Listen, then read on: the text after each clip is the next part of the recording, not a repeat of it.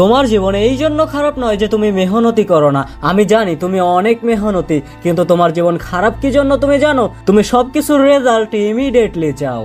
আজকাল যুবকদের মাঝে সব থেকে বড় প্রবলেম কি জানো? সবাই সাকসিড হতে চায়, কিন্তু কেউ অপেক্ষা করতে চায় না। তুমি জিম যাও আর ভাবো যে 2 সপ্তাহতেই আমার বডি হয়ে যাবে, কিন্তু এটা সম্ভব না। তুমি পড়াশোনা ভালোভাবেই করো, আর তুমি 1 মাস পড়াশোনা করে পরীক্ষা দিয়ে ভাবো যে আমি প্লাস তুলতে পারবো। তুমি আবার ভিডিও বানাও আর ভাবো যে 2-3টা ভিডিও দিয়েই আমি ভাইরাল হয়ে যাব। কিন্তু সত্যি তো এটা যে জীবন কোনো ইনস্ট্যান্ট কফি নয়, যেখানে পানি গরম করলে আর সবকিছুই রেডি, এমনটা নয়।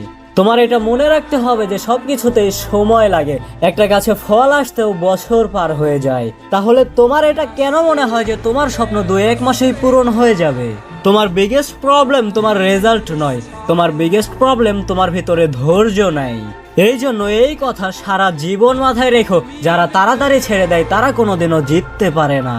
আর যারা অনেক ঝড় তুফানের পরে ওইখানেই লেগে থাকে, একদিন এই দুনিয়া তাদেরকে অমূল্য বলে। আর এইটাই ওই জিনিস যেটা তোমাকে বাকি সবার থেকে আলাদা করে তোলে।